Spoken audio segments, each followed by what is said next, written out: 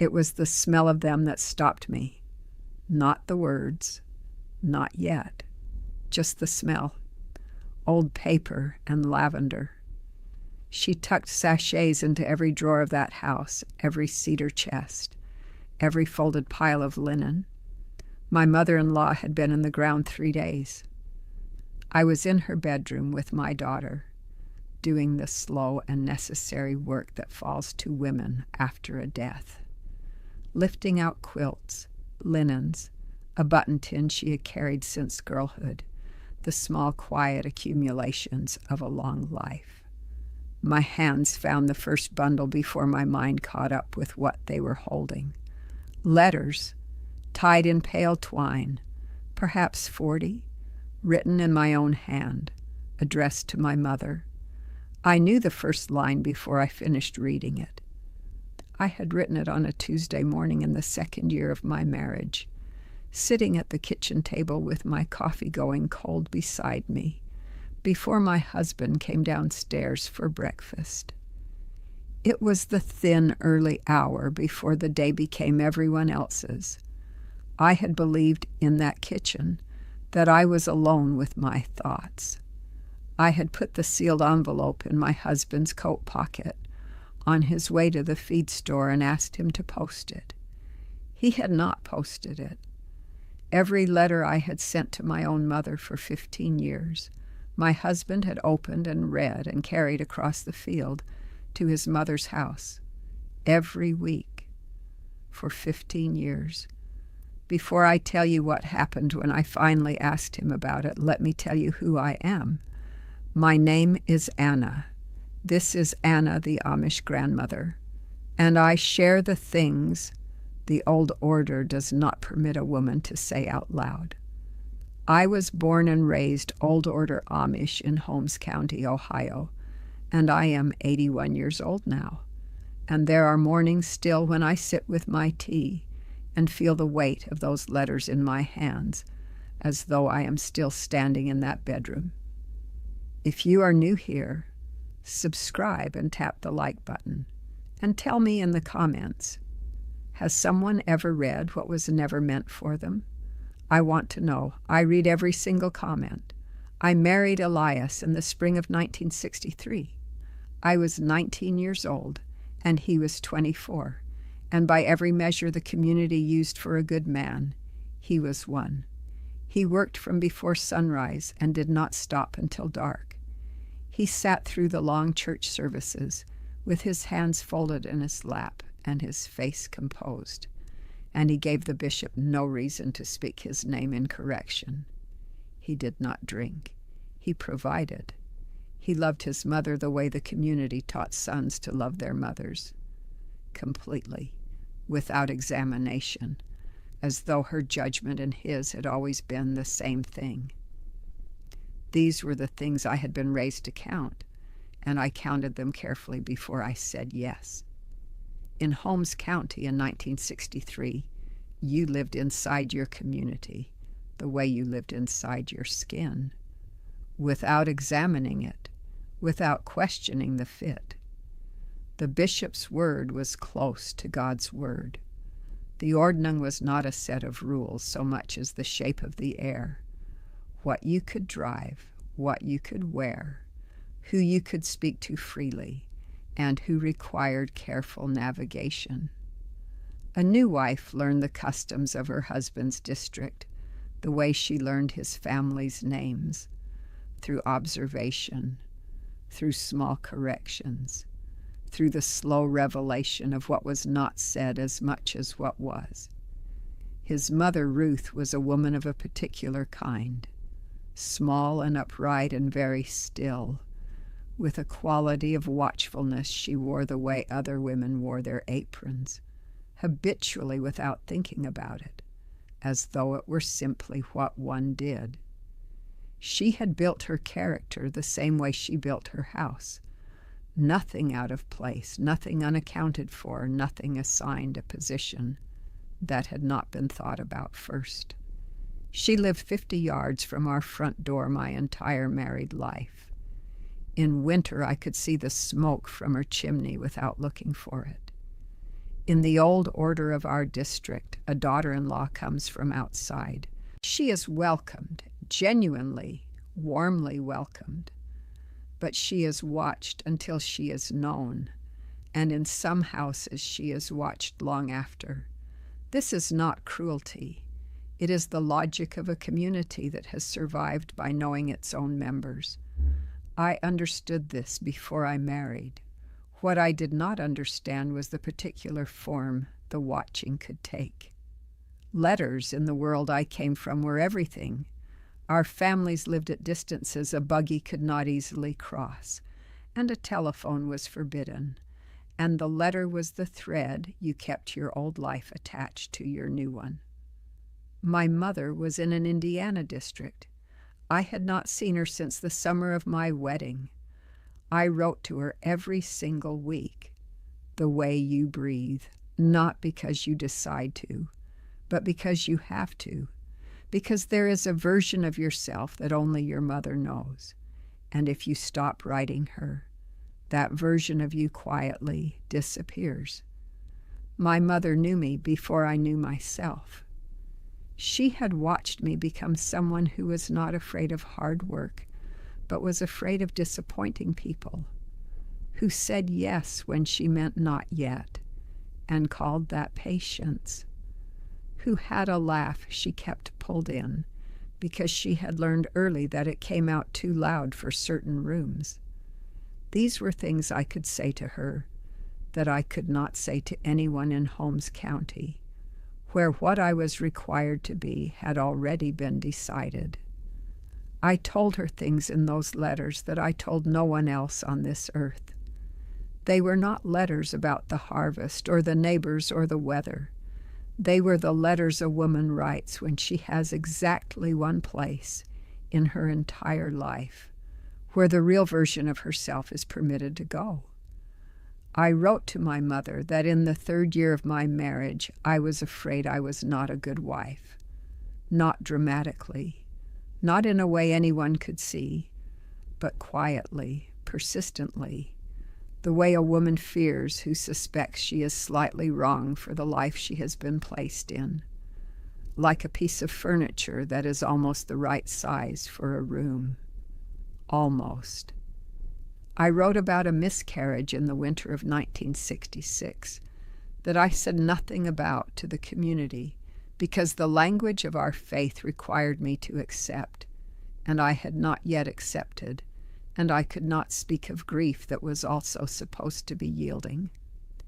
I told her about a Sunday in 1971 when the bishop preached on the submission of wives, and something inside me closed, very quietly, the way a door closes in a house where no one is shouting. I was frightened by the closing, and I wrote to my mother because she was the only one I trusted with that kind of fear. 47 letters. The whole of my private self for 15 years. Every word addressed to my mother and read first by Ruth. Let me step out of this story for a moment. I want to say something here before I go on. If you have come to this part of your life and discovered that a great many of your years went to people who never thought to ask if you wanted to give them, I see you. I came to that same understanding late, very late. And in the years after I came out of that silence, I wrote down what I learned. The 4 weeks I took to find my way back to a life that was mine, written out in the order I lived them. I called it The Years That Are Still Yours. The link is in the first comment of this video if any of what I have just said belongs to you. Back to where we were. My daughter, also named Ruth, for her grandmother before any of this was known to me, was the one who found the second bundle. She looked at the handwriting and then she looked at me, and she held my wrist for a moment before she put the letters into my hands. She did not say anything. The room said enough. I held the bundle in my lap for a long time before I untied the twine. I recognized the handwriting on the outside as my own, From so many years ago, it felt like another woman's hand, someone careful and trying very hard. I untied the twine the way you undo something when you know you are about to understand what cannot afterward be unknowed. I sat on the edge of the bed and I counted. 47 letters, each one refolded along its original crease with a care that told me they had been opened and closed many times. Each bundle tied with the same pale garden twine Ruth kept. For her tomato plants, her herb bunches, the patterns rolled in her sewing basket. Inside certain envelopes there were small slips of paper, written in Ruth's careful hand. Not in every letter, only some. I could not find the pattern of which one she had noted. I only know that the letter about the miscarriage had a slip inside it. The letter about the closed feeling after the Sunday sermon. The letter in which I wrote to my mother, in the quiet way of a woman being honest with herself for the first time in months, that some mornings I woke up and did not recognize my own life, and I was more afraid of that recognition than of anything I had ever confessed aloud. Each slip said the same 3 words, spoken to Elias, and then a date. She had been counseling my husband with my private words, systematically, for 15 years. I asked Elias that evening after the children were settled. I brought the letters to the kitchen table in the place where we had always done the hard things, where the lamp sat between us, and made everything visible. And I set them down, and I sat, and I waited. He looked at the letters a long time. When he raised his eyes to mine, his face had the look of a man who has been carrying something heavy for years and has just been found still holding it. He said, "In the beginning, she asked me. She said she worried about you being so far from your family. She said she only wanted to know how you were settling in, whether you were managing, whether you needed anything she could quietly give you. She said it would help her to be a mother to you if she understood you better. And I believed her because I wanted to believe her. And then months went by, and then a year, and then it had been so long that stopping would have required me to admit I had ever started. And I could not find the courage for that." He paused and looked at his hands on the table. Large hands, a farmer's hands, the hands of a man who knew how to build things and mend things. And I thought about how many times those same hands had carried my letters across the field. Every week. The walk would have taken him 3 minutes. I sat with that for a long time. The clock on the wall, the lamp, his breathing across the table. I had spent 19 years becoming a wife in that house, 19 years making meals, raising children, learning to live inside the particular shape of Elias's family. And in all that time, I had kept one thread. One. The letters to my mother, my own voice, unedited, going to the one person who had known me before any of this. And even that had been taken. He was not a cruel man. I say this with 81 years behind me, and I mean every word of it. He was a man raised inside a frame he had never been asked to examine. The frame said the family knows its own members. The frame said privacy is pride, and pride is what separates a woman from God and community. The frame said a wife with nothing to hide needs no private voice, and if she keeps one, someone should know what is in it. He had not invented any of this. He had simply inhabited it until it stopped feeling like a choice. He said, "I am sorry. I knew it was wrong." I believed him. And I also understood, sitting at that table with 47 letters between us, that sorry could not give me back 15 years of believing I had somewhere to put my truest self. There was a woman in our district named Clara, older than me by perhaps a decade. She had come to my door twice in the early years of my marriage on small pretexts: a borrowed canning jar, a recipe question that could have waited. Both times she had stayed a little longer than the errand required, and looked at me in a way I could not read. A measuring look, the look of someone completing a private calculation. I had taken it for the ordinary wariness of an established woman toward a newcomer. After the letters, I understood. She had known, or nearly known. She had come to see what kind of woman I was, whether I was the kind who would survive it without being broken by it. My own mother, when I wrote to tell her what I had found, a letter I sealed myself and handed directly to an English neighbor's boy to post, bypassing my husband's hands for the first and only time in my marriage, replied within a week, the fastest she had ever written back. She said, "There were things you asked me about that confused me, because I was certain I had already answered them. I told myself my memory was failing.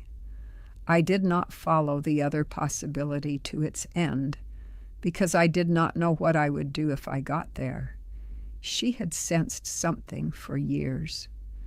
She had stayed quiet because following it would have required her to act, and acting would have threatened the stability of my marriage, and the stability of my marriage was what she had been taught to protect.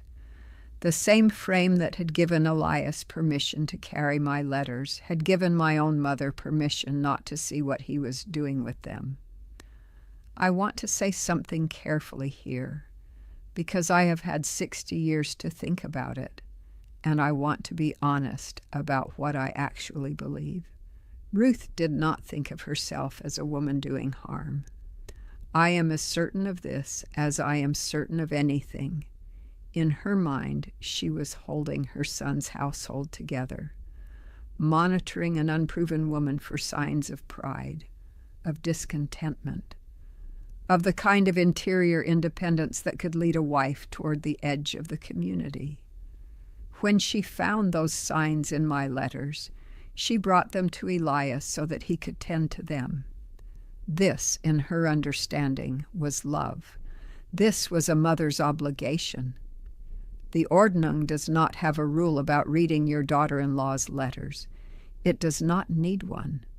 There is a word the English world uses for what Ruth did: surveillance, that our community would not have recognized as a word, because the thing it names was simply the order of things, the family knowing its members, the elder generation holding the younger accountable.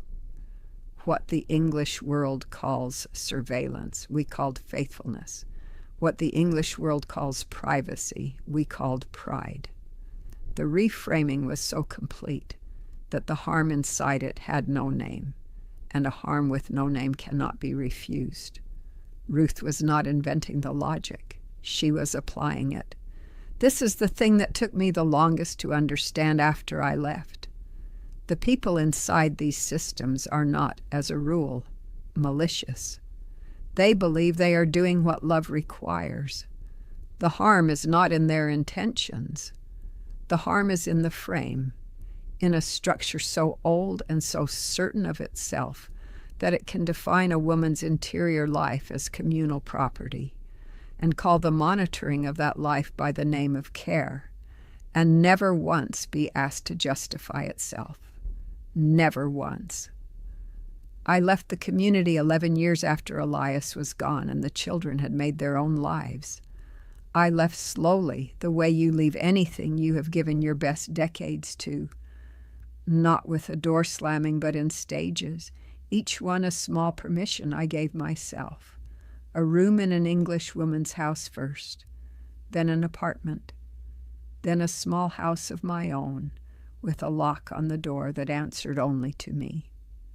I wrote a letter in that first apartment, to no one in particular.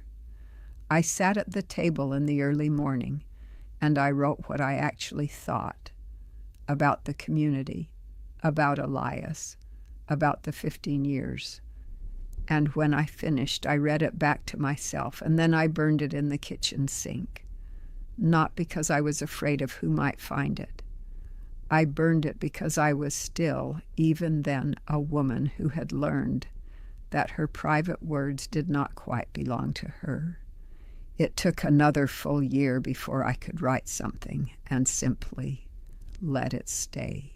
A therapist I found in those years, a quiet woman with a gentleness it took me some time to trust, because I had learned to be careful about quiet women, said something I wrote on the back of an envelope and carried for a long time. Surveillance dressed as love is still surveillance.